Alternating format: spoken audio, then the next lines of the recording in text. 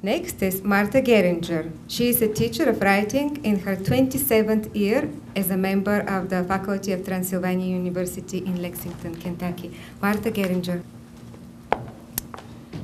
George Ella Lyon's poem I like very much. It's entitled Ritual. With my grandmother's scissors, I cut the stems of wildflowers to fit the smaller vase. Yes, we are all happier now.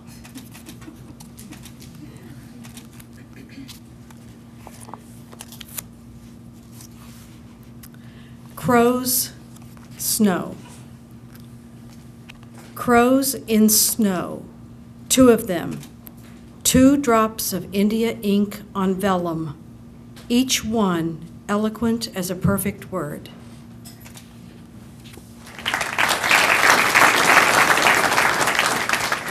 Thank you, Martha. Karen George has received grants from the Kentucky Foundation for Women and the Kentucky Arts Council. Her chapbook, Into the Heartland, is available from Finishing Line Press. Karen George. It was hard to pick just one. I had a lot of favorites in this book. But I'm going to read Barbara Sable's poem, Happiness. The mouth of the vase is not calling out for asters, for water. Its cobalt glass curves around the notion of flowers. A quenched stem and window, light scattering the blueness. And mine is called Rapture. Leaves brush the car roof in a turnaround, tucked under a catalpa. I follow you, single file, on a path the forest is reclaiming. The woods hum around me like a second skin. Thanks. Thank you, Karen. Next, Matthew Haughton. He has published 1 chapbook, B. Coursing Box, published by Accents Publishing. His work has appeared in many journals and magazines. Haughton lives in Lexington, Kentucky. Matthew Haughton. All right, Norman Minnick's not here, right? All right, good. That means I get to read his poem.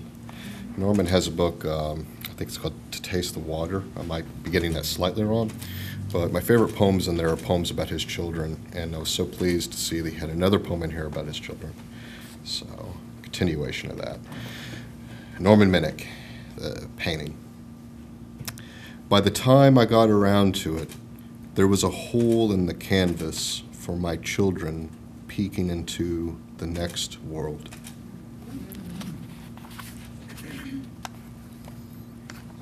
Let's see. And for myself, I'll read just 2 of them. This first one's called A Killdeer.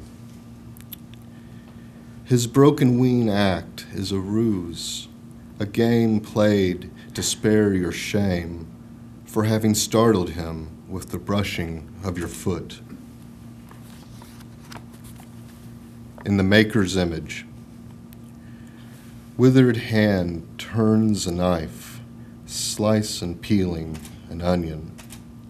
Lumps of flesh unravel round the man and maker in the leaves of an onion. Thank you. Thank you, Matthew. Charlie Hughes is the author of 2 books of poetry, and he is the owner of Wind Publishing. Charlie Hughes. I was a child of few words. That does not afflict me today. But I was really delighted to get this book because I really appreciate getting an idea across in a few words. I drove in and out Nicholasville Road to work twice a day for years and read the road signs advertisements. My poem is called Poem Found on Nicholasville Road. Guaranteed used tires. Buy one, get one.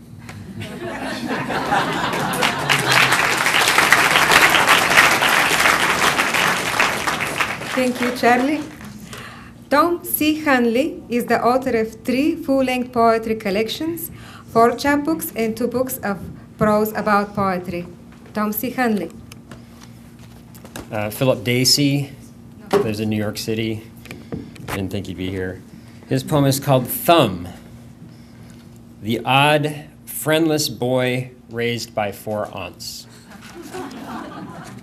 A one-liner. This is called World's Shortest Pantoum. To break the record for the world's shortest pantoum, you must make every word feel like the prettiest girl in the room. For the world's shortest pantoum, you must make almost every word in every stanza, Italian for room, repeat like a broken record. Having banished the musicians, they headed for battle. The trumpeter blew in his prison cell. The drummer kept time. A sketched artist on the front lines caricatured the enemy general. An avant-garde poet recited verses that underscored the senselessness of what they were about to do.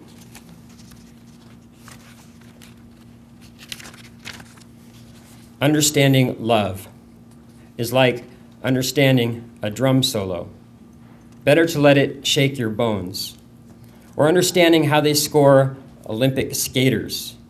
Better to hold your breath as he holds her hand, her head inches from the ice, cheering their routine, whether or not they stumble.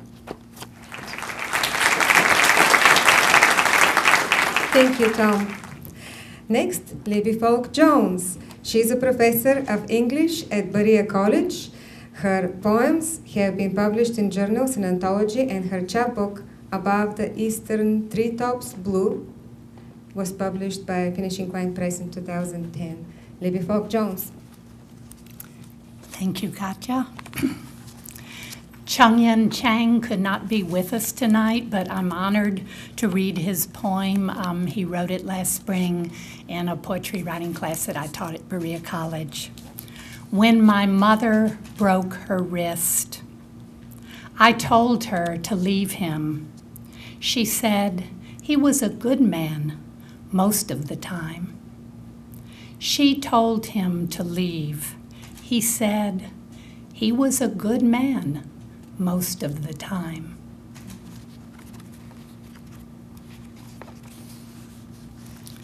And a poem of mine, Female. Today at the plumbing store counter, I put on my lipstick. Around me, men with heavy jowls, hairy arms, speak of plastic parts and female ends. In the circle of my compact, my lips glare an O.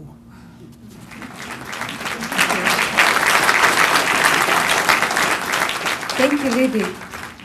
Christina Lovin is the author of What We Burned for Warmth and Little Fires. Her work is supported by Kentucky Arts Council, Kentucky Foundation for Women, Elizabeth College Foundation. Christina Lovin. I have to say, this reminds me, at Breadloaf they have a reading one night where it's 60 poets in 60 minutes. And I think we're going to beat that, actually. Is Marianne Worthington's not here, is she? Okay, I'm going to read her poem, Thanksgiving Eve. My mother sleeps in my bed. My father sleeps in a ground starting to freeze. I wake in a moonlit room not meant for sleeping. What else to do but let go of his wheelchair and inhalers, his starched pajamas pressed and resting in his cherry dresser. My poem is called The Zen of Mountain Driving. I'll tell you just a little bit. I actually wrote this poem and called myself and left the message on my voicemail so that I wouldn't forget it. I was living in North Carolina at the time and driving back and forth through the Smokies. I'm a flatlander. I'm from Illinois. I hate driving in the mountains. And I was watching a motorcyclist ahead of me in the rain and watching what he was doing. And actually, it's much easier for me now to drive. And also, I need to credit Stephen Dunn for the the title. It was his idea. The Zen of Mountain Driving. Don't brake. Accelerate through the curves. Press hard into the steering wheel with the outside arm. Relax the inside grip. Forget the road. Lean into the arc and eye the solid line. Unbroken, let it carry you around the dark mountain and safely down. Thank you.